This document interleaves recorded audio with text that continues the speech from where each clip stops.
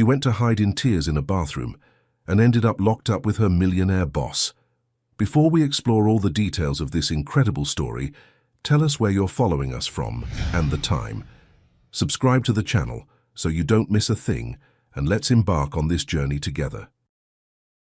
She knew she shouldn't have answered that call, but she did anyway. Daria Celeste Rivers sat hunched over in the employee restroom of Thorne Pharmaceuticals, her dark brown eyes glistening with unshed tears as her phone buzzed relentlessly against the cold tile floor. The notification glowed mockingly. Rent overdue, $847. Her younger sister's voicemail played on repeat in her mind. Dari, you're always too busy, acting like you're better than all of us now. At 29, Daria had thought she'd have it figured out by now. Her grandmother's gumbo recipe, the sound of jazz drifting from French Quarter windows, the weight of expectations. Everything felt heavy tonight in New Orleans. Humid embrace. She pressed her back against the bathroom stall, her curvy 5'5" frame trembling as she tried to muffle the sob building in her chest. Her fingers found her silver hoops, twisting them nervously, a habit she'd developed in college when money got tight and dreams felt impossible. The bathroom door echoed with approaching footsteps, and Daria quickly wiped her face, hoping whoever it was would just leave, but fate had other plans. The door clicked shut with finality, followed by an unmistakable sound, the lock mechanism jamming. Daria's heart sank as she realized she wasn't alone. Through the gap under the stall door, she could see expensive Italian leather shoes. "Great," came a deep, measured voice. "Just perfect." Daria recognized that voice instantly. Theodore Ashton Kingsley, Theo to those brave enough to use his nickname, her boss, the CEO, the man whose presence commanded every room he entered. She held her breath, praying he hadn't noticed her. "I know someone's in there," Theo said, his tone softer now. The stall doors closed. Defeated, Daria emerged slowly, her tear-stained face meeting the concerned gaze of the most intimidating man in the building. At 6'1", with broad shoulders that filled his navy-tailored suit perfectly, Theo possessed the kind of quiet intensity that made people stop mid-sentence. His dark hair was styled with precision, and his honey-brown eyes held depths she'd never noticed from across conference rooms. "Miss Rivers," he said, and she caught something unexpected in his voice, genuine concern. "Are you all right?" "Just peachy," Daria mumbled, attempting to move past him to the door. She turned the handle. Nothing, pushed harder, still nothing. Theo tried the door himself, his jaw tightening as he realized their predicament. The maintenance crew mentioned this lock's been problematic. They stood in awkward silence, the sound of a dripping faucet filling the space between them. Daria's phone buzzed again, another bill notification, and she quickly silenced it. "I don't usually—" Theo began, then stopped. He loosened his tie slightly, a gesture so human it surprised her. "I don't usually hide in bathrooms either." Despite everything, Daria almost smiled. "Bad day, you could say that." Theo leaned against the sink, and for the first time since she'd started working here 2 years ago, he looked approachable, vulnerable even. Sometimes the weight of everyone's expectations gets— He gestured vaguely. "Heavy," Daria finished, understanding completely. Their eyes met in the mirror's reflection, and something shifted. Here they were, the boss and the receptionist, the millionaire and the woman counting coins for bus fare, equally trapped, equally human. "I take medication," Theo said suddenly, his voice barely above a whisper, "for depression. Started after my brother." He stopped, adjusting his watch, a nervous gesture Daria had never noticed before. The confession hung in the air like incense, sacred and surprising. Daria found herself stepping closer, her own walls beginning to crumble. "I have Pinterest boards full of beaches I'll probably never see," she whispered back, "and I listen to H.E.R. on repeat when the world feels too big." Theo's lips curved into the first genuine smile she'd ever seen from him. "I listen to Miles Davis." Same reason. Outside, footsteps echoed in the hallway, but neither of them called for help. Not yet. In this sterile bathroom, under fluorescent lights that should have been unflattering but somehow made everything feel honest, they had found something neither expected. "Do you ever feel like you're drowning?" Daria asked, her voice so soft it barely carried. "Every day," Theo replied, and the weight of his admission settled between them like a bridge. The building's HVAC system hummed to life, filling the silence as they stood there. Two souls who had somehow found each other in the last place either would have looked. And in that moment, Daria realized that sometimes the most unexpected connections happen when you stop trying to be perfect. The maintenance crew found them an hour later, but something had already changed. Daria couldn't stop thinking about the way Theo's voice had cracked when he mentioned his brother, or how his perfectly composed exterior had melted away like sugar in rain. She spent the next morning at her reception desk, stealing glances toward his corner office, remembering the vulnerability in his honey-brown eyes. Her phone buzzed, a text from her sister Brielle. "Still too good to call your family back?" Daria's fingers found her silver hoops again, twisting them as she typed and deleted 3 different responses. At 22, Brielle had their grandmother's fire and none of Daria's patience for diplomacy. Her sister's Instagram stories flashed across her mind. Late nights, new friends, the kind of freedom Daria had traded for responsibility years ago. "Good morning, Ms. Rivers?" Theo's voice made her look up sharply. He stood at her desk in another impeccable suit, but she could see the tiny details now, the way he pressed his lips together when thinking, how his left hand absently adjusted his watch when he was uncertain. "Mr. Kingsley," she replied, professional mask sliding into place. "I wanted to thank you," he said quietly, "for last night, and to apologize if I made you uncomfortable with my candidness." Daria studied his face, seeing the CEO trying to rebuild walls that had already fallen. "You didn't make me uncomfortable." Their eyes met, and for a moment, the busy lobby faded away. Theo's expression softened, and she caught a glimpse of the man from the bathroom, raw, real, beautifully imperfect. "Coffee?" he asked suddenly. "I mean, would you like to get coffee? Not as—" He gestured between his suit and her desk. "Just as 2 people who got locked in a bathroom together." Daria's heart did something complicated in her chest. Yes, but I can't leave the desk until—" "Lunch break," Theo said quickly. "Café Luna, on Magazine Street, if you want." After he walked away, Daria sat stunned. Theo Kingsley had just asked her to coffee. Not the CEO asking his employee, the man asking the woman who'd seen him cry. The morning crawled by. Daria fielded calls and scheduled appointments while checking her bank balance obsessively. Coffee meant spending money she didn't have, but the alternative, sitting in the break room eating a peanut butter sandwich while wondering, what if, felt worse. At noon, she found Theo at a corner table in Café Luna, looking uncharacteristically nervous. He'd loosened his tie and rolled his sleeves, making him seem younger, more approachable. When he saw her, relief flooded his features. "You came," he said, standing to pull out her chair. "You doubted I would?" "I doubted my sanity for asking." His smile was self-deprecating. "I don't exactly have experience with—" He gestured vaguely. "Normal human interaction?" Daria teased, settling into her seat. "Something like that." Theo signaled the waitress. "What would you like?" Daria scanned the menu, calculating. The cheapest option was still $8, money she needed for the bus tomorrow. "Just coffee, black." "Are you sure? Their jambalaya's supposed to be incredible." "Coffee's perfect," she insisted, hating how her financial reality intruded on this moment. Theo studied her face, and she saw the exact moment he understood. Instead of pushing, he ordered coffee for both of them and asked the waitress to surprise them with whatever she recommended. "I can't," Daria started.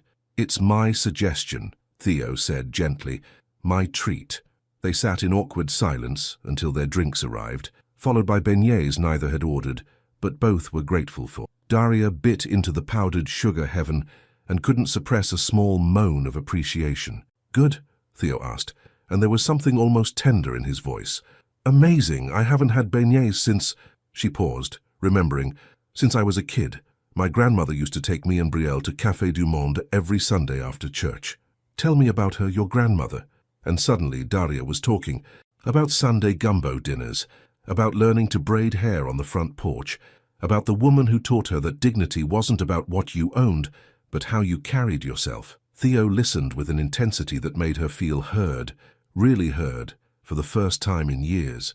"What about your family?" she asked eventually. Theo's expression clouded. "My parents have been married 42 years. They're formidable. Old New Orleans money, expectations that could crush diamonds." He paused, adjusting his watch. "My brother Marcus was the golden child. Charming, effortless, everything I'm not. Was. Car accident. 3 years ago." Theo's voice was steady, but his knuckles were white around his coffee cup. "I've been trying to fill his shoes ever since, but they never quite fit." Daria reached across the table instinctively. covering his hand with hers. Maybe you're not supposed to fill them. Maybe you're supposed to walk your own path. Theo looked down at their joined hands, and something shifted in his expression. When did you become so wise? Poverty's a hell of a teacher. They talked until the afternoon shift change, sharing stories and silences with equal comfort. When Theo walked her back to the office, Daria felt lighter than she had in months, until she saw her phone. 3 missed calls from Brielle, 1 voicemail. Dari, I'm at the emergency room. Don't freak out, but I need you. The coffee warmth evaporated instantly. Daria's hands shook as she called back, Theo watching with concern as her face went pale. Brielle, what happened? Are you okay? I'm fine, came her sister's voice, a weak but defiant. Just, can you come? Please. Daria hung up, already calculating bus routes and praying her sister hadn't done something irreversibly stupid. What's wrong? Theo asked. My sister's in the hospital. I have to go. I'll drive you.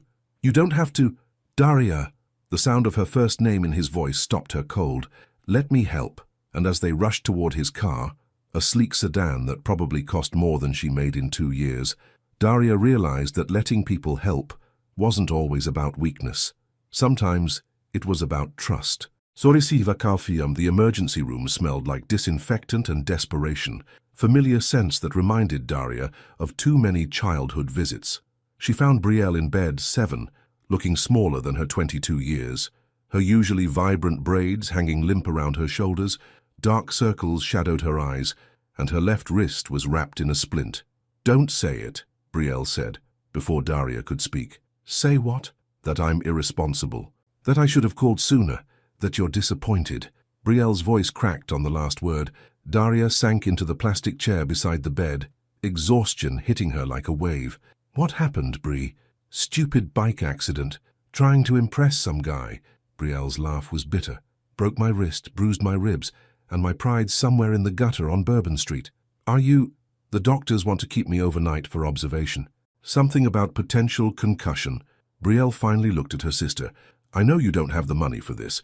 The insurance barely covers anything, and I lost my job last week. Daria's heart sank. Another bill she couldn't afford, another crisis to navigate.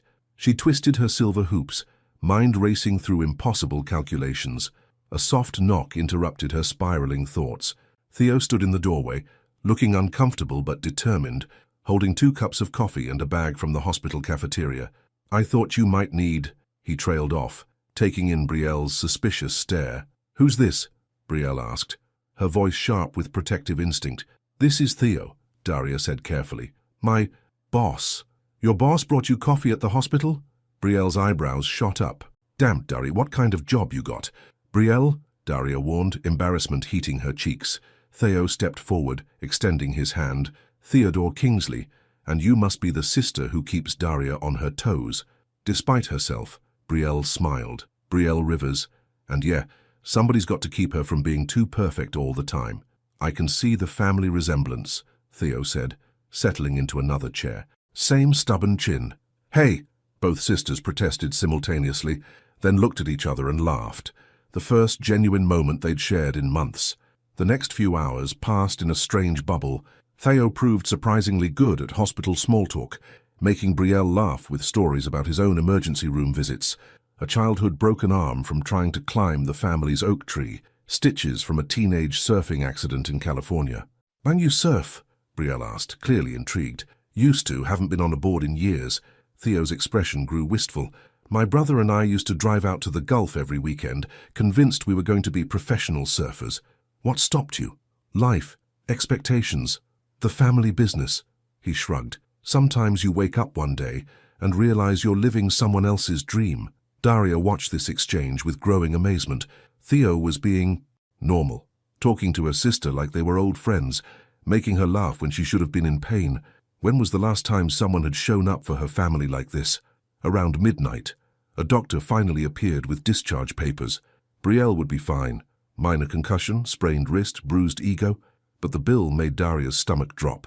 $2,847 for the emergency room visit, with insurance covering less than half. She stepped into the hallway to process this financial catastrophe. Phone calculator open, trying to figure out which essential bill she could skip to make room for this new crisis. It's a lot, Theo said quietly, appearing beside her. I'll figure it out. Daria said automatically. The response burned into her DNA by years of making do. Let me... No. The word came out sharper than she intended. I appreciate everything you've done tonight. I really do. But I can't. I won't be someone's charity case. Theo was quiet for a long moment. What if it wasn't charity? What do you mean? We need someone to coordinate the employee wellness program. It's legitimate work, 20 hours a week, flexible schedule, pays enough to... He gestured toward the bill in her hands. Daria stared at him.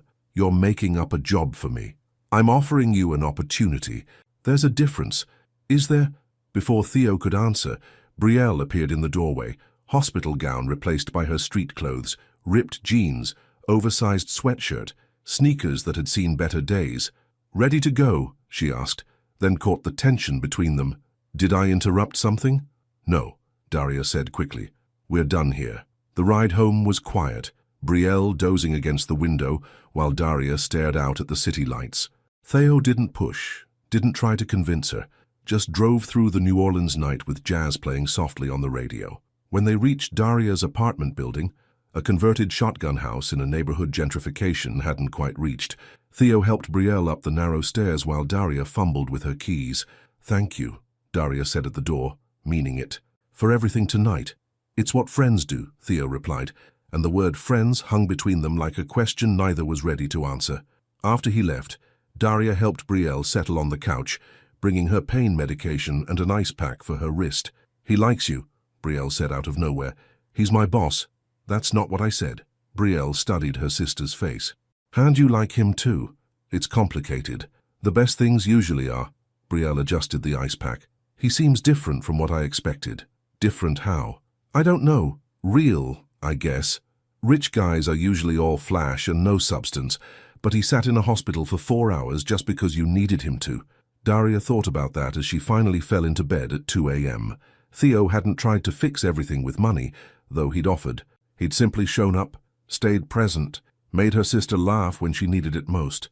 But accepting his help meant crossing a line she'd drawn years ago, the line between independence and dependence, between dignity and desperation, and she wasn't sure she was ready to find out what waited on the other side. The wellness program coordinator position was real. Daria discovered this Monday morning when HR called with official paperwork, benefit details, and a start date, 20 hours a week, flexible scheduling, and a salary that would cover Brielle's hospital bill with enough left over to buy groceries without counting every dollar. She stared at the offer letter, Theo's words echoing in her mind.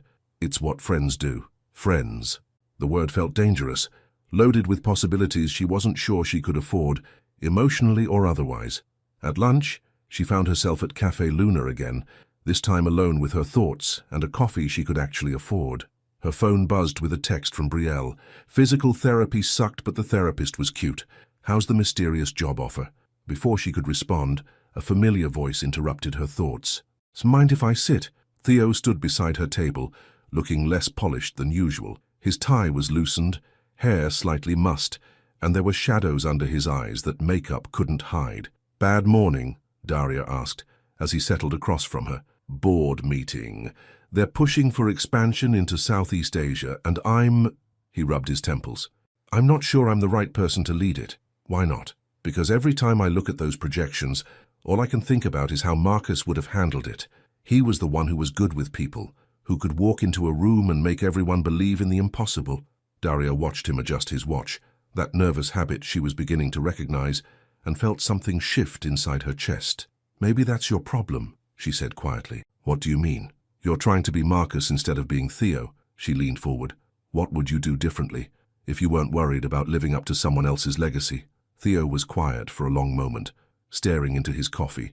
I'd focus on the workers, the people in those factories, their families, their communities. Marcus always looked at the big picture, but he paused. I see the details, the individual faces behind the numbers. That sounds like exactly the right person to lead an expansion. When Theo looked up, his honey-brown eyes were bright with something that might have been hope. Yeah, you really think so? I think you're not giving yourself enough credit.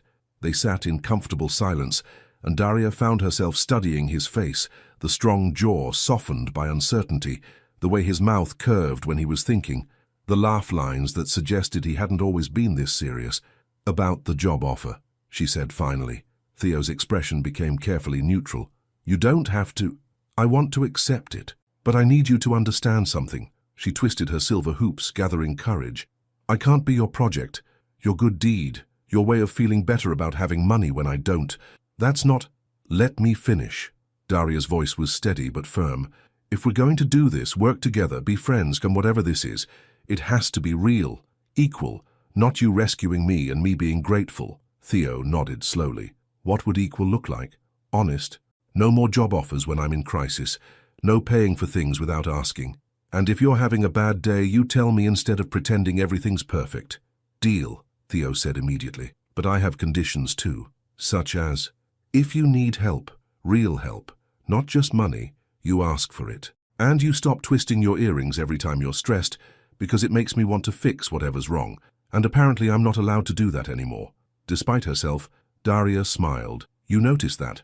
I notice everything about you, Theo said, then looked surprised by his own admission. The words hung between them, charged with meaning neither was quite ready to explore. Daria felt heat rise in her cheeks, and for a moment, the cafe faded away. I should get back, she said, standing abruptly. Daria, wait. Theo caught her hand as she passed his chair. I meant what I said, about noticing you, not just the earrings.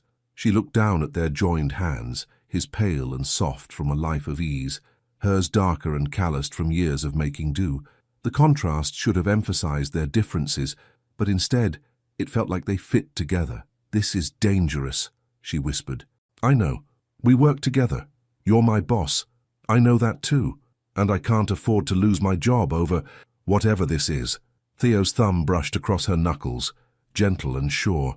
Then we'll be careful. Walking back to the office, Daria felt like she was balancing on a tightrope. Every rational part of her brain screamed warnings. Don't mix business with pleasure. Don't date your boss. Don't fall for someone whose monthly car payment was more than your yearly salary. But her heart was writing a different story, one where a man showed up at hospitals and noticed nervous habits and looked at her like she was worth noticing. That afternoon, she signed the wellness coordinator contract and moved her few belongings to a small office down the hall from Theo's. The space was modest but hers, a desk, a computer, a window overlooking the street. She was arranging her supplies when her phone rang. Brielle's contact photo filled the screen, a selfie from last Christmas, both sisters laughing at something Daria couldn't remember now. How's the new job? Brielle asked without preamble. Good, different. Still figuring it out. And the boss? Daria glanced toward Theo's office, where she could see him through the glass walls, head bent over paperwork, completely absorbed. Still my boss, she said carefully. But nothing. It's just a job, Brie. Brielle's disbelief was audible. Well, just remember, the heart wants what it wants, but the brain's got to live with the consequences. After hanging up, Daria sat in her new office, watching Theo work. He'd removed his jacket, rolled up his sleeves, and she could see the concentration in his posture, the way he occasionally ran his fingers through his hair when frustrated. Her phone buzzed with an email from him. Dinner tomorrow? To discuss wellness program strategies. Somewhere with jambalaya this time. She typed back, Is this business or personal? His response came immediately. Does it matter? And sitting there in her new office, watching the man who'd held her hand in a cafe that afternoon, Daria realized that maybe it didn't matter at all. Maybe what mattered was that for the first time in years, someone was asking her to dinner, not because they felt sorry for her, but because they wanted her company. The thought terrified and thrilled her in equal measure. The restaurant Theo chose wasn't what Daria expected. Instead of the upscale establishments she'd imagined him frequenting, he led her to a small Creole place in the Bywater, where locals ate at mismatched tables, and the jambalaya came with cornbread that melted in your mouth, the kind of place she would have picked if she'd been the one choosing. How did you know about this place? She asked, settling into a wooden chair that had seen better decades. Marcus brought me here once, Theo admitted, adjusting his watch, though she noticed he did it less frequently now. Said the best food came from places that didn't need to impress anybody. Smart man, he was. Theo's smile was soft, tinged with sadness, but no longer sharp with pain. Kiat, he would have liked you. Yeah? He had a thing for people who called him out on his bullshit. Theo's grin turned mischievous. You definitely would have called him out. Their conversation flowed easier than jambalaya off a spoon.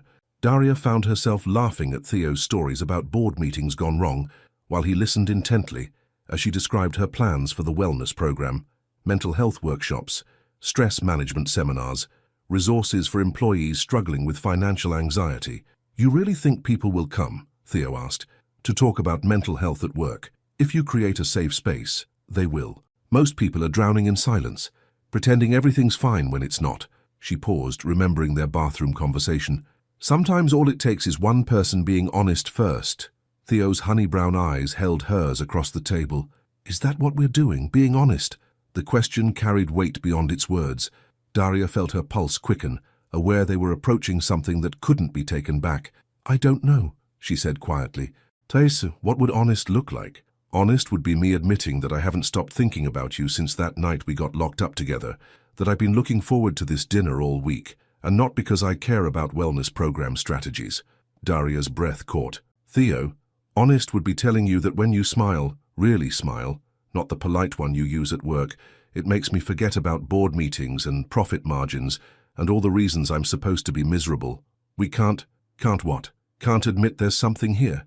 Theo leaned forward. "Because I'm your boss, because I have money, and you don't, because people will talk. All of those things." Daria twisted her silver hoops, then caught herself and stopped. "This is my career, Theo, my livelihood. I can't risk it for what? For something that might not be real." Theo was quiet for a long moment, studying her face. "What would make it real for you?" The question surprised her. She'd expected him to argue, to minimize her concerns, to use his privilege to bulldoze past her hesitations. Instead, he was asking what she needed. "Time," she said finally, "and space to figure out who we are when we're not boss and employee, when there's no crisis throwing us together, no dramatic moments making everything feel more intense than it is." Okay. You want time and space? You've got it." Theo signaled for the check. "But I have one condition." "What's that?" "No pretending this conversation didn't happen. No going back to purely professional small talk and pretending you don't feel this too." Daria's heart hammered against her ribs. "I feel it." "Good." Theo's smile was soft, genuine. "Then we'll take this slow. Figure it out as we go." The drive back to her apartment was quiet but not uncomfortable. Theo's playlist had shifted from jazz to something softer, John Legend, H.E., to artists who understood the complexity of wanting something you weren't sure you could have. "Thank you," Daria said, as he walked her to her door. "For dinner, for understanding why this is complicated. Thank you for being honest about what you need." Theo paused at the bottom of her steps. "See you tomorrow." "See you tomorrow." But as she watched him drive away, Daria realized tomorrow had become loaded with new possibilities. How do you work alongside someone who's just confessed to thinking about you constantly? How do you maintain professional boundaries when you've admitted to feeling something too? Inside her apartment, she found Brielle on the couch, binge-watching reality TV with her injured wrist propped on a pillow. "How was the business dinner?" Brielle asked without looking away from the screen. "Complicated. The good kind or the bad kind?" Daria sank onto the couch beside her sister. "Both." "Ah." Brielle muted the TV and turned to face her. "He told you he likes you. How did you—" "Please. The man looked at you like you hung the moon when we were at the hospital. What did you tell him? That we need to take it slow, figure out what this is without the pressure of working together." "Smart." Brielle nodded approvingly. "And scary as hell, right?" "Terrifying." "Good. The best things usually are." Brielle reached over and squeezed Daria's hand. "For what it's worth, I think he's good for you." "Why?" "Because you're smiling, like, really smiling. Haven't seen that in a while." That night, lying in bed, Daria replayed every moment of the evening. Theo's confession, the way his eyes had held hers, the gentle understanding in his voice when she'd asked for time. Her phone buzzed with a text. "Sweet dreams, Daria. Thank you for a perfect evening." She typed back, "Thank you for being patient with my complicated heart." His response came immediately. "Your heart isn't complicated. It's careful. There's a difference." And as she drifted off to sleep, Daria realized that maybe being careful wasn't the same as being afraid. Maybe it was just being smart enough to protect something that might turn out to be worth protecting. The thought both thrilled and terrified her, but for the first time in years, the thrill was winning. Working with Theo after their dinner conversation proved to be an exquisite form of torture. Daria became hyper-aware of everything. The way he said good morning with just a hint of warmth that wasn't quite professional, how his gaze lingered on her face during meetings, the careful distance he maintained when passing documents that ensured their fingers wouldn't accidentally brush. 2 weeks into their unspoken agreement to take things slow, the tension was becoming unbearable. "Sirs, you're driving yourself crazy," Brielle observed, watching Daria pace their small living room while venting about her day, and probably him too. "We agreed to keep things professional." "Professional doesn't mean pretending you're both robots." Brielle adjusted the pillow under her healing wrist. "When's the last time you two had an actual conversation about something other than work?" Daria couldn't answer because she knew Brielle was right. In their effort to maintain boundaries, she and Theo had created a sterile buffer zone that was sucking all the warmth out of their interactions. The next morning, she found Theo in his office early, staring out the window with his coffee growing cold. He looked tired, stressed, and utterly alone. "Bad night?" she asked from the doorway. He turned, and his expression shifted from surprise to something softer. "Couldn't sleep. You?" "Same." She stepped into his office, closing the door behind her. "We need to talk. About how we're both miserable trying to pretend we don't care about each other." Theo's smile was rueful. "Is it that obvious? Yesterday you called me Ms. Rivers in an email about wellness program snacks. We've moved past Ms. Rivers, Theo, have we?" The question hung between them, and Daria realized they were at a crossroads. They could keep pretending to be nothing more than colleagues, or they could figure out how to be honest about their feelings while maintaining their professional responsibilities. "I miss talking to you," she said quietly. "Really talking, like we did at dinner. I miss it too." Theo stood, moving closer but stopping just outside her personal space. "But I don't want to pressure you or make you uncomfortable at work." "What if we made rules?" Daria suggested. "Clear boundaries that let us be us, without compromising either of our careers." "What kind of rules?" "At work, we're professional, colleagues. But after hours," she paused, gathering courage, "after hours, we're just Daria and Theo, two people getting to know each other." Theo's eyes searched her face. "And if it doesn't work out, if we try this and it goes badly, then we handle it like adults." "But Theo," she stepped closer, close enough to catch his cologne, close enough to see the flecks of gold in his honey-brown eyes. "What if it does work out?" Before he could answer, a knock interrupted them. Theo's assistant appeared in the doorway, looking flustered. "Mr. Kingsley, the board members are here early for the 10 o'clock meeting." Reality crashed back in. Daria stepped away quickly, professional mask sliding into place. "I should go prepare the wellness presentation." "Daria," Theo called as she reached the door. "Tonight, coffee, just to talk." She nodded, not trusting her voice, and escaped to her office with her heart racing. The day crawled by. Daria threw herself into work, finalizing wellness program materials and scheduling employee information sessions. But every time she passed Theo's office, every time she heard his voice in the hallway, her pulse quickened. At 6 o'clock, she found him waiting by the elevator, jacket slung over his shoulder, looking younger without the formal business armor. "Ready for that coffee?" he asked. They ended up at a different cafe this time, one in the Garden District, where tourists and locals mingled over café au lait and conversations that stretched into the evening. Daria felt the artificial tension of the day dissolving as they talked, really talked, for the first time in weeks. "Tell me something I don't know about you," Theo said, stirring sugar into his coffee. "I wanted to be a teacher," Daria admitted. "Elementary school. I was 3 semesters away from my degree when my grandmother got sick and I had to drop out to take care of her. Do you regret it?" "No. Those last months with her were precious, but sometimes I wonder what would have happened if I'd finished." "You could still finish," Theo said quietly. "The program I'm proposing, it's essentially educational work. Employee development, training seminars. If you wanted to go back to school..." "Theo," Daria's voice carried a warning. "What? I'm not offering to pay for it. I'm just saying the company has tuition assistance programs for professional development. That's actually thoughtful. I can be thoughtful when I'm not overthinking everything." His smile was self-deprecating. "Your turn. Ask me something. What scares you most?" The question surprised him. She could see it in the way his expression shifted, became more guarded. "Besides the obvious, besides losing another person I care about." Daria nodded. "Becoming my father," Theo said finally. "Cold, calculating, measuring everything by profit margins. I see it happening sometimes, in board meetings, when I make decisions based on numbers instead of people." It terrifies me. Then don't become him. It's not that simple, isn't it? Daria leaned forward. Every day you choose who you want to be. Every decision is a chance to be different. They talked until the cafe started closing, staff stacking chairs and mopping floors around them. Walking to Theo's car, Daria felt lighter than she had in weeks. This was nice, she said, as he opened her door. It was. Theo paused before closing it. Same time tomorrow. Are we dating? The question slipped out before she could stop it. Theo considered this seriously. Are we? I don't know. What would dating look like for us?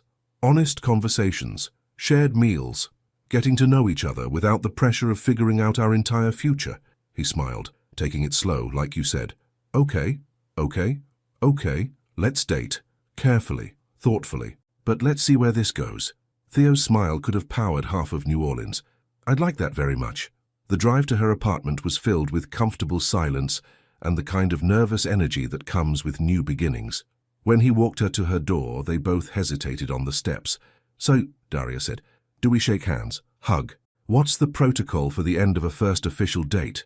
I was hoping, Theo said, stepping closer, that protocol could go to hell for just a minute. His hand cupped her cheek gently, thumb brushing across her skin as he leaned down. The kiss was soft, tentative, a question more than a statement. Daria answered by rising on her toes, her hands finding the lapels of his shirt. When they broke apart, both were breathing unsteadily. That was, Daria began. Perfect, Theo finished. I was going to say dangerous. Same thing. Inside her apartment, Brielle took one look at Daria's face and grinned. Well, look who finally stopped overthinking long enough to let herself be happy. We're taking it slow, Daria protested, touching her lips where she could still feel the warmth of Theo's kiss. How slow we talking? Because that smile says you're already halfway gone. And lying in bed that night, replaying every moment of the evening, Daria realized Brielle might be right. She was falling for Theodore Ashton Kingsley, and for the first time in her life, the fall felt like flying. 3 weeks of careful dating turned Daria's world upside down in the most beautiful way. She discovered that Theo was funny, genuinely, surprisingly funny, with a dry wit that caught her off guard and made her laugh until her sides hurt. That he was thoughtful in small ways, remembering she preferred her coffee with cream, that her sister was left-handed and might need ergonomic tools as her wrist healed, that Fridays were hard because that's when all the bills came due. She learned he had insomnia, often texting her at midnight with random thoughts or funny memes he'd found, that he'd kept every letter his brother had written from college, that he played piano, beautifully, sadly, when he thought no one was listening. You're glowing, her co-worker Marissa observed one Thursday morning. Like, literally glowing. What's your secret? Daria tried to deflect, but the truth was written all over her face. For the first time in years, she was happy, really, genuinely happy. Their relationship existed in careful compartments, professional colleagues during work hours, something deeper and more real in the evenings. Coffee dates became dinner dates, which became long walks through the French Quarter, talking about everything and nothing. But it was the quiet moments that undid her, the way Theo looked at her when he thought she wasn't watching. How he listened, really listened, when she talked about her dreams, her fears, her complicated relationship with money and independence. I want to show you something, he said one Friday evening as they finished dinner at their usual spot in the Bywater. Instead of driving toward her apartment, Theo headed toward the warehouse district. He pulled up in front of a converted building, all exposed brick and floor-to-ceiling windows. What is this? Daria asked as he led her inside. My place, Theo said, suddenly nervous. I've been wanting to invite you over, but I wasn't sure. The elevator opened onto a loft that took Daria's breath away. The space was enormous, but somehow cozy, filled with comfortable furniture, books everywhere, and art that looked like it had been chosen for love rather than status. Floor-to-ceiling windows offered a stunning view of the Mississippi River. Theo, she breathed, this is beautiful. It doesn't feel like home yet, he admitted, watching her explore. Too big, too quiet. But I thought, maybe you'd help me make it feel less empty. The vulnerability in his voice made her turn around. He stood in the center of his beautiful, lonely space, hands in his pockets, looking like he was afraid she might bolt. What are you asking? She said softly. I'm asking if you want to stay, tonight. Not because I expect anything, he added quickly. Just because I sleep better when you're around, and I thought maybe you might want to see what Saturday morning looks like from here. Daria's heart did something complicated in her chest. They'd been taking things slow, building trust and connection, but this felt like stepping across a threshold she couldn't uncross. "I don't have anything with me," she said. "I have an extra toothbrush, a drawer full of clean t-shirts." His smile was tentative. "Unless you're not ready, I understand if—" "Theo," he stopped talking, waiting. "Show me the view." They stood at the windows as the sun set over New Orleans, painting the sky in shades of orange and pink that rivaled any Pinterest board. Theo's arm came around her shoulders, and Daria let herself lean into his warmth. "My grandmother would have loved this," she said quietly. "Tell me about her." So Daria talked about Sunday dinners and life lessons shared over gumbo, about a woman who raised 2 girls on a housekeeper's salary and somehow made them feel rich in all the ways that mattered. Theo listened with the kind of attention that made her feel heard, understood, valued. "She sounds incredible," he said when she finished. She used to say that love wasn't about finding someone perfect. It was about finding someone who made you want to be better. Smart woman. Theo's fingers traced gentle patterns on her shoulder. "Do I make you want to be better?" Daria turned in his arms, studying his face in the fading light. "You make me want to be brave." "Brave enough for what?" "This." She reached up, framing his face with her hands. "Brave enough to fall for someone who could break my heart. Brave enough to believe that maybe, just maybe, fairy tales can happen to girls like me." Theo's kiss was different this time. Deeper, more certain. When they broke apart, his forehead rested against hers. "Girls like you deserve every fairy tale ever written," he whispered. They spent the evening curled on his massive couch, talking and kissing and slowly, carefully, learning each other. When Theo finally led her to his bedroom, it was with the kind of reverence that made Daria feel precious, cherished. "Are you sure?" he asked, voice rough with want and restraint. "I'm sure," she whispered back, and meant it. They made love like they'd been building toward this moment for months, slowly, tenderly, with the kind of connection that went deeper than physical desire.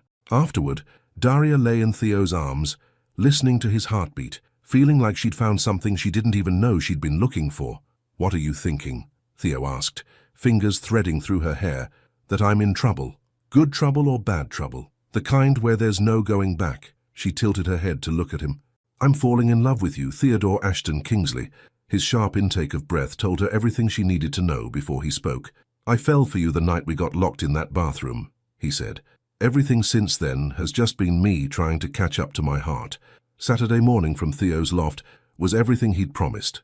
Golden light streaming through massive windows, coffee that tasted like heaven, and jazz drifting up from the street below.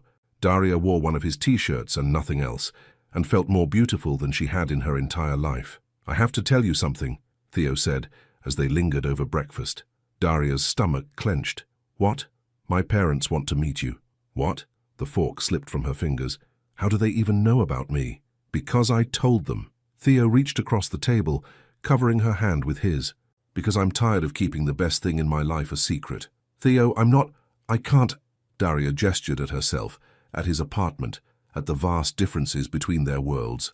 "Your parents are going to take one look at me and know I don't belong." "You belong with me," Theo said firmly. "That's all that matters." But as Daria looked around his beautiful loft, reality came crashing back.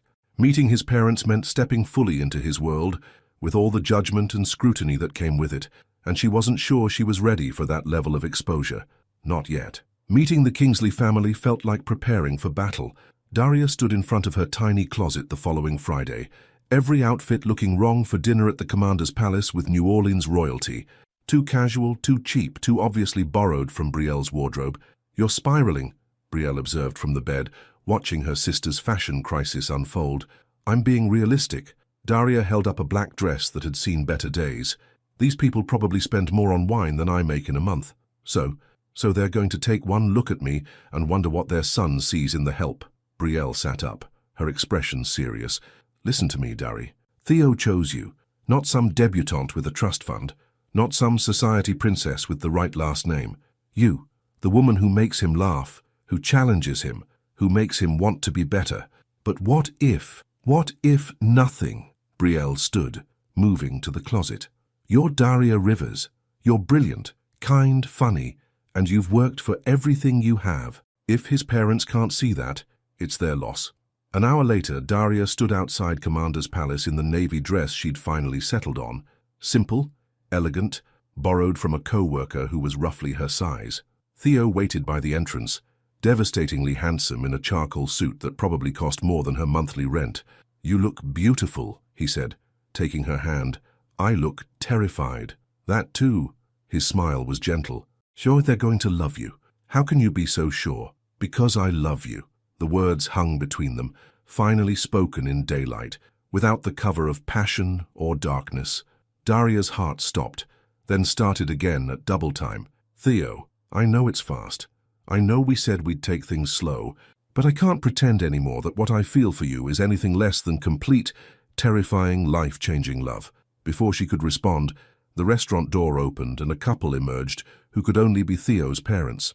His father was tall and distinguished, with silver hair and Theo's honey-brown eyes. His mother was elegant in the way that money and breeding could create: perfectly styled blonde hair, expensive jewelry, a smile that didn't quite reach her eyes. "Theodore," so his mother said, kissing his cheek, "you look well." "Mom, Dad, I'd like you to meet Daria Rivers." Theo's hand found the small of her back, a gesture of support and claim. "Daria, these are my parents, Richard and Celeste Kingsley." "Mr. and Mrs. Kingsley," Daria said, extending her hand. "It's wonderful to meet you." Richard's handshake was firm, his smile genuine. "Please, call me Richard. Theo's told us so much about you." Celeste's greeting was cooler, her assessment barely disguised as she took in Daria's appearance, her dress, her accent. "How lovely. Shall we go in?" Dinner was a minefield of careful conversation and loaded questions.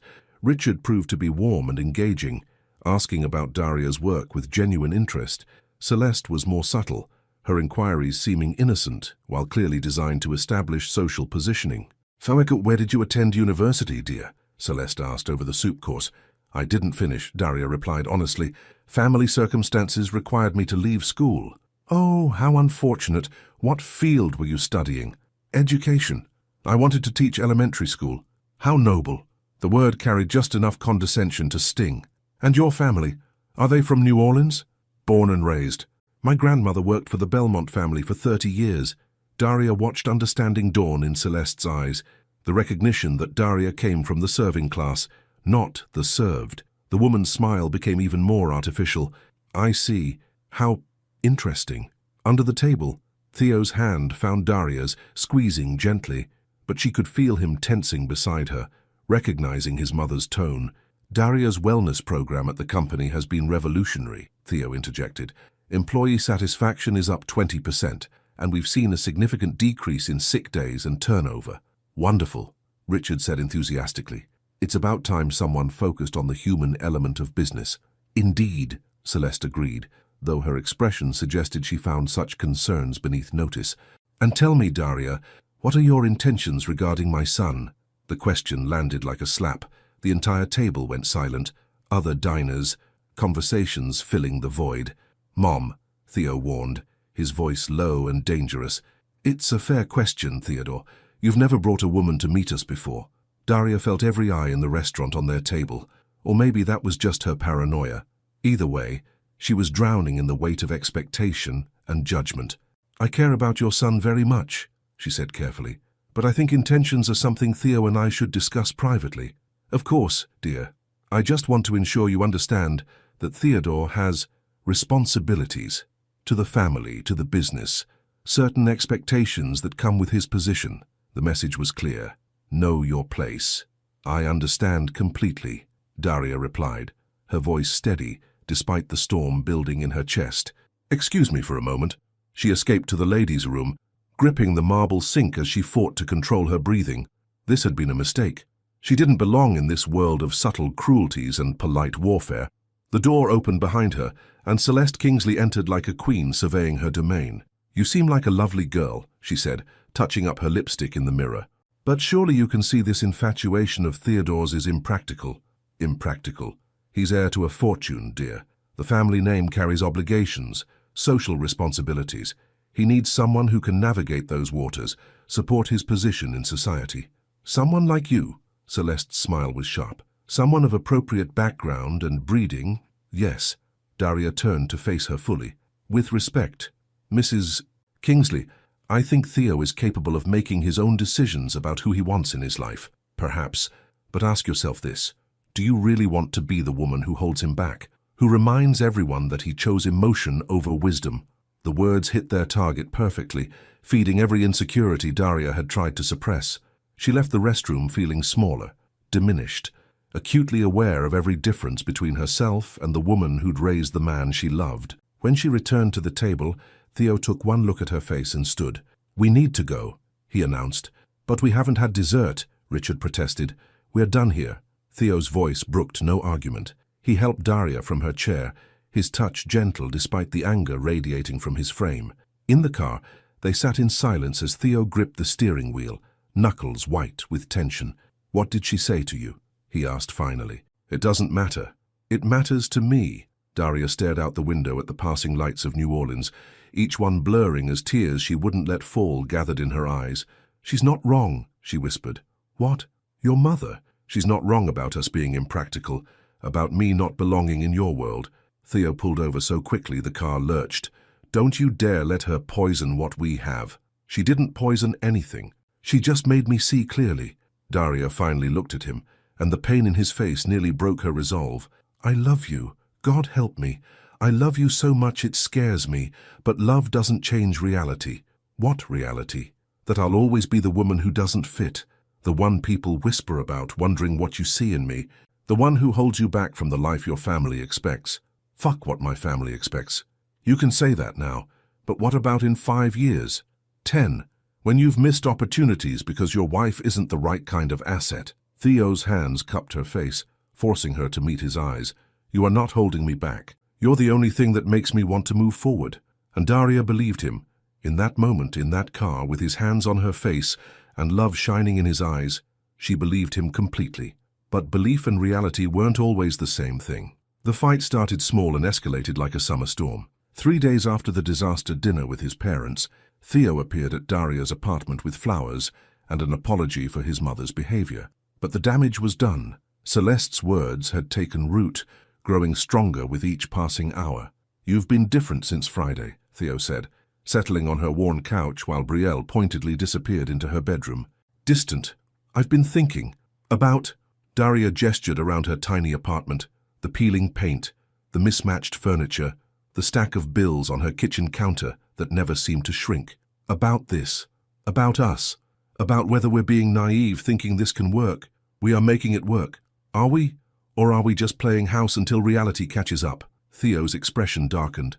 "Is this about my mother? Because I can handle—" "This isn't about your mother." Daria paced the small space, energy crackling through her like electricity. "This is about me realizing that love isn't always enough." "What's that supposed to mean?"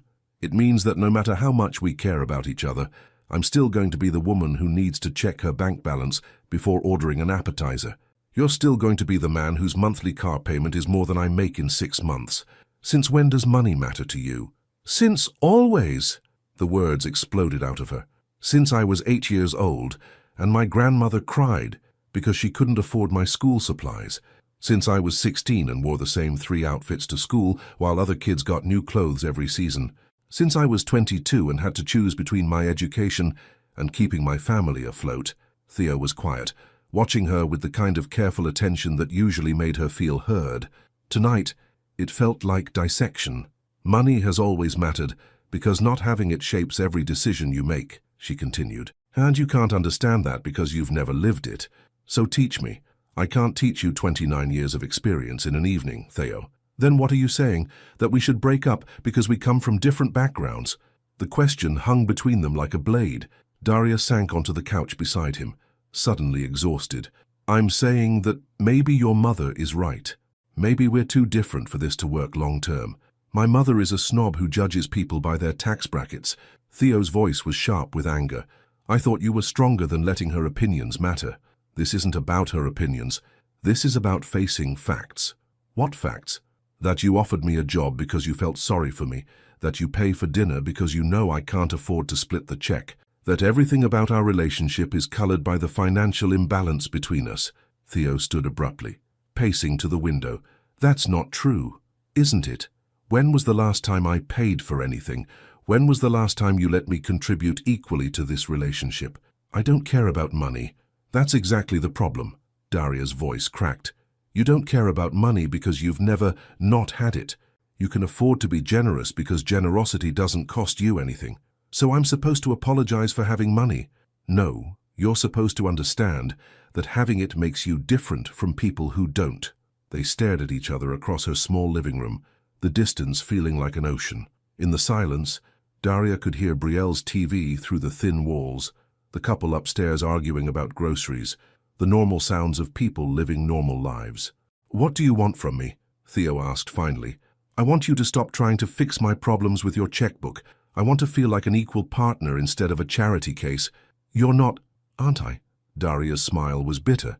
The job offer, the dinner invitations, the way you insist on paying for everything, how is that different from charity? Theo was quiet for a long moment, and when he spoke, his voice was careful. What if I told you I need you more than you need me? What? What if I told you that before I met you, I was sleepwalking through my life, going through the motions, taking medication just to feel human, wondering if there was any point to any of it? Daria felt her anger deflating, replaced by something more complicated. You changed that, Theo continued. You made me remember what it feels like to want something beyond just surviving. You make me laugh, you challenge me. You see me, not my bank account or my family name, but me, Theo. So, if you want to talk about who needs whom, about who's getting more out of this relationship, I think you're looking at it backwards. He moved closer, sitting beside her on the couch, close enough that she could smell his cologne, feel the warmth radiating from his skin. I love you, he said simply. Not because I feel sorry for you, not because I'm trying to fix you, but because you're the first person who's ever made me feel like I'm enough exactly as I am. Daria's defenses crumbled like sand. I love you too. That's what makes this so hard. Then why are we fighting? Because I'm scared. The admission felt like stepping off a cliff. I'm scared that one day you'll wake up and realize you could have anyone, and you'll wonder why you chose someone who comes with so many complications. Theo's hands framed her face gently. The only complication is the one you're creating right now. Your parents will learn to accept you or lose their son, their choice. Your friends will see what I see if they matter. If they don't, they were never really friends. Society can go to hell. Despite everything, Daria smiled. You make it sound so simple. It is simple. I love you. You love me. Everything else is just noise. He kissed her then, soft and sweet and full of promise. When they broke apart, Daria felt the fight drain out of her, leaving behind the truth she'd been avoiding. She was scared, terrified actually, but not of his money or their differences or what other people thought. She was scared of how much she loved him, of how desperately she wanted this to work, of how much it would destroy her if it didn't. I don't know how to do this, she whispered against his lips. Do what? Love someone who could break my heart. Then we'll figure it out together. Theo's smile was soft, understanding. One day at a time.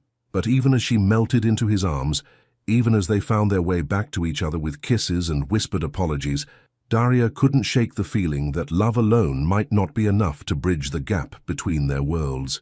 Some differences ran deeper than the heart could reach. The scandal broke on a Tuesday morning in the worst possible way. Daria was reviewing wellness program applications when her phone exploded with notifications, text messages, missed calls, social media alerts, all pointing to the same devastating reality. Someone had leaked photos of her and Theo together, along with details about their relationship that could only have come from inside sources. The headline on the local business blog made her stomach drop. Thorne Pharmaceuticals CEO in secret romance with employee, workplace ethics or exploitation. Her hands shook as she scrolled through the article, which painted their relationship as a textbook case of workplace harassment. The photos were carefully chosen, Theo helping her into his expensive car, the two of them at dinner at an upscale restaurant, him kissing her goodnight outside her modest apartment building. The contrast was stark and damaging. The powerful CEO and the struggling receptionist, wealth and poverty, privilege and desperation. Miss Rivers, Theo's assistant, appeared in her doorway, looking uncomfortable. Mr. Kingsley needs to see you immediately. The walk to his office felt like a death march. Every employee she passed seemed to be whispering, their eyes following her with a mixture of curiosity and judgment. By the time she reached Theo's door, her entire body was trembling. She found him behind his desk, tie loosened, hair disheveled, looking like he'd aged 5 years in the past hour. Legal documents were spread across his desk, and his phone buzzed constantly with calls he wasn't answering. "Close the door," he said without looking up. Daria did, then stood awkwardly in front of his desk, unsure whether to sit or flee. "How bad is it?" she asked. "Bad." Theo finally looked at her, and the pain in his eyes nearly brought her to her knees. "The board is meeting in an hour. Legal is recommending we both make statements denying any impropriety." Meaning they want us to say this was all a misunderstanding, that there was never a romantic relationship between us. Daria felt something cold settle in her stomach, and if we don't, then I'm facing potential removal as CEO for ethics violations, and you're looking at wrongful termination lawsuits from employees who think you got preferential treatment. The room spun slightly. Everything they'd built, everything they'd fought for, crumbling because someone had decided their love was newsworthy. "Who did this?" she asked. "We don't know yet. Someone with access to the building. Someone who knew our routines." Theo's jaw clenched. "Legal thinks it might be an employee looking for a payday from the tabloids. Or your mother." The words slipped out before Daria could stop them. Theo's expression went very still. "What?" "She made it clear she didn't approve of me, that she thought I was holding you back. My mother would never—" He stopped, uncertainty creeping into his voice. "She wouldn't do this to her own son, wouldn't she? If she thought she was protecting the family legacy." Before Theo could respond, his phone rang. He glanced at the caller ID, and his face went white. "It's the board chair." He looked at Daria with something that might have been desperation. "What do we do?" In that moment, looking at the man she loved facing the destruction of everything he'd worked for, Daria made the hardest decision of her life. "Has we tell the truth?" "Daria, no, listen to me." She moved around the desk, taking his hands in hers. "We tell them that yes, we're in a relationship. Yes, it started after I got the wellness coordinator position. Yes, we followed proper HR protocols by disclosing it to the appropriate personnel. Did we? We will right now, today." She squeezed his hands. "We tell them that what we have is real, consensual, and none of their damn business." Theo's phone stopped ringing, then immediately started again. "They'll destroy us," he said quietly. "Maybe. Or maybe they'll respect us for being honest. And if they don't? If I lose the company?" Daria's heart broke a little at the defeat in his voice. "Then you'll find something else. Something that doesn't require you to hide who you are or who you love." Easy for you to say. You're not the one losing a multi-million-dollar inheritance. The words hit like a physical blow. Daria dropped his hands, stepping back as if he'd slapped her. "You're right," she said quietly. "I'm not, because I've never had anything to lose." "Daria, I didn't mean—" "Yes, you did." Her voice was steady, controlled, even as her world collapsed around her. And you're not wrong.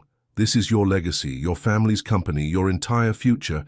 I'm just the woman who's fucking it all up." "That's not what I said." "It's what you meant." Theo stood, reaching for her, but she backed away. "Don't. Just don't." "We can figure this out," he said desperately. "Together, we can face the board, explain everything." "No." Daria's voice was firm, final. "We can't, because deep down, you know they're right. You know this was always going to end badly." "I don't believe that." "Then why did you just throw my poverty in my face the moment things got difficult?" Theo flinched, as if she'd struck him. "I was scared. I said something stupid because I was scared." "And what happens the next time you're scared? The next time choosing me costs you something important?" Daria moved toward the door, each step feeling like walking through quicksand. "So I won't be the reason you lose everything, Theo. I won't be your regret. You could never be my regret." She paused with her hand on the doorknob, looking back at him one last time. He stood behind his massive desk in his expensive suit, surrounded by the trappings of wealth and power that had always separated them. "I could be," she said softly. "And someday you might let me be. Daria, please." But she was already gone, walking out of his office, out of the building, out of the life she'd been foolish enough to think could be hers. Behind her, she heard Theo's phone start ringing again, the sound following her all the way to the elevator. The resignation letter was simple, professional, devastating. "Dear Mr. Kingsley, please accept this as my formal resignation from my position as wellness coordinator, effective immediately. While I have enjoyed my time at Thorne Pharmaceuticals, recent circumstances make it impossible for me to continue in this role. I wish you and the company all the best. Sincerely, Daria Rivers." She left it on her desk along with her security badge and the key to the office that had felt like hope for exactly 6 weeks. At home, Brielle took one look at her face and didn't ask questions. She just made tea, turned off her phone, and sat beside her sister while Daria cried for the future she'd been brave enough to want and foolish enough to believe in. "It's not over," Brielle said finally. "Yes, it is. Love like that doesn't just die because of one fight. It does when the fight reveals everything that was wrong from the beginning." Daria wiped her eyes with the tissue Brielle handed her. "We were living in a fantasy, pretending that love could overcome everything. Maybe it can. Maybe it can't." Daria pulled her knees to her chest, making herself small. "But maybe some differences are too big to bridge." Her phone buzzed with another call from Theo. She'd stopped answering after the 15th attempt. "He's been calling all evening," Brielle observed. "I know. You're not going to talk to him. What's the point?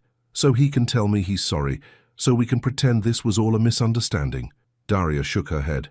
"The moment things got hard, he reminded me exactly where I stand in his world. Below his money, below his company, below his comfort. He was scared. So was I, but I didn't throw his privilege in his face when I got scared." Brielle was quiet for a moment. "So what now? Now I figure out how to start over. Again." That night, Daria lay in her bed listening to the sounds of her neighborhood. Sirens in the distance, the couple upstairs fighting about money, the familiar symphony of people struggling to make it through another day. This was her world, had always been her world. For a few magical weeks, she'd thought she could live in both worlds, his and hers, wealth and want, love bridging every gap. But bridges could collapse under too much weight, and their love, beautiful as it was, hadn't been strong enough to carry them both. Her phone buzzed one more time with a text from Theo. "I love you.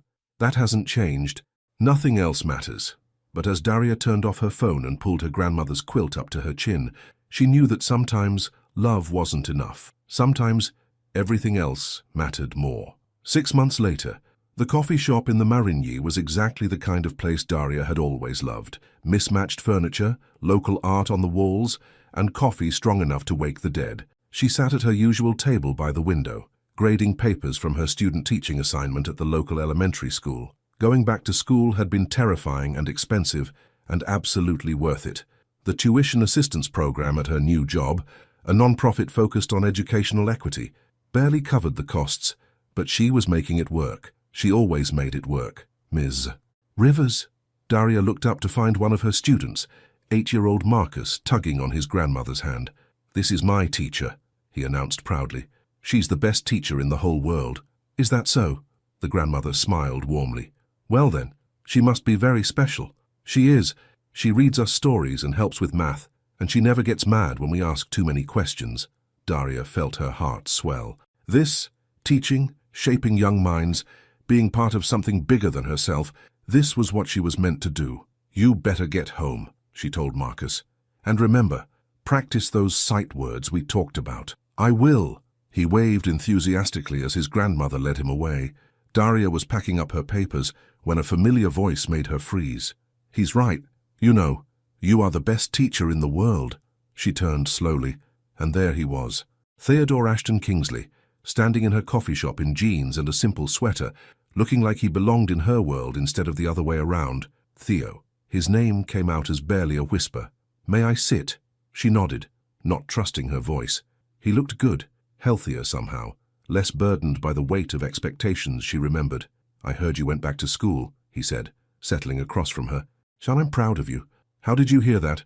Brielle might have mentioned it when she came to pick up some things from the office. "Brielle came to see you." "She did. Told me I was an idiot for letting you go." His smile was rueful. Among other, less flattering observations, they sat in awkward silence, 6 months of separation and hurt between them like a wall. "How are you?" Daria asked finally. "Different. Better, I think." Theo adjusted his watch, that nervous habit still intact. "I left Thorne Pharmaceuticals." "What?" The shock in her voice was audible. "You left the company. Turns out you were right about a lot of things, including the fact that I was living someone else's dream." He leaned forward.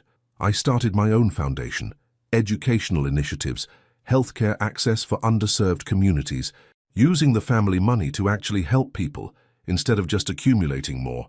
"Theo, that's amazing. I couldn't have done it without you, without everything you taught me about seeing people instead of profit margins." Daria felt tears prick her eyes. I'm happy for you, really. Are you happy for you? The question caught her off guard. What do you mean? I mean, are you happy? Teaching, living your life, being exactly who you're meant to be? She considered the question seriously. Yes, I am.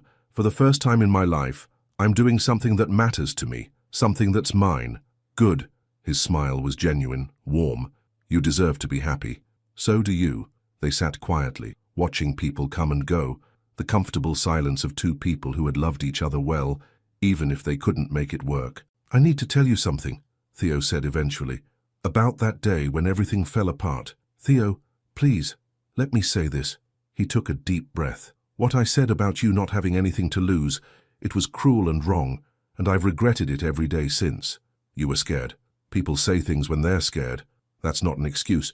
You deserved better from me. You deserved someone who would fight for you instead of throwing your circumstances in your face. Daria felt the old hurt surface, but somehow it felt smaller now, less sharp. We both said things we didn't mean. Did we? Theo's honey-brown eyes searched her face. Because I meant it when I said I loved you, I still mean it. The words hung between them like a bridge Daria wasn't sure she was ready to cross. Theo, I know. I know we're different people now, that we've both moved on. I just needed you to know that loving you changed me in all the best ways, that even though we couldn't make it work, I don't regret a single moment of what we had. Daria felt tears sliding down her cheeks. I don't regret it either. Good. He stood, leaving money on the table for both their coffees. I should let you get back to your papers. He was halfway to the door when Daria called his name. Theo. He turned back, hope flickering in his expression. Would you like to get coffee sometime, just to catch up? His smile could have powered half the city. I'd like that very much. Good, because there's something I want to tell you too. What's that? You're not the same man I fell in love with 6 months ago. She paused, gathering courage. You're better, stronger, more yourself. Is that a good thing? It's the best thing. As Theo walked away, Daria pressed her hand to her chest, feeling her heart do that familiar flutter that meant possibility, that meant hope, that meant maybe, just maybe, some stories got second chances. She wasn't the same woman who had fallen apart in his office 6 months ago either. She was stronger now, more sure of who she was and what she wanted. She had her own life, her own dreams, her own path. And maybe that was exactly what they both needed to be before they could try again. The thought terrified and thrilled her in equal measure. But for the first time in months, Daria Rivers was brave enough to believe in fairy tales again. The end. Have you ever had to choose between love and your own self-worth, between what your heart wanted and what your mind knew was practical? Daria and Theo's story shows us that sometimes love means letting go, and sometimes it means finding each other again, when you're both strong enough to meet as equals. What would you have done in Daria's shoes? Would you have fought harder for the relationship, or would you have walked away to protect your heart? Your participation in this channel is very important. Please leave your opinion in the comments. Thank you so much for watching until the end. If you enjoyed this story, don't forget to subscribe to the channel, leave a like and comment your thoughts. Your participation is very important to us. See you next time.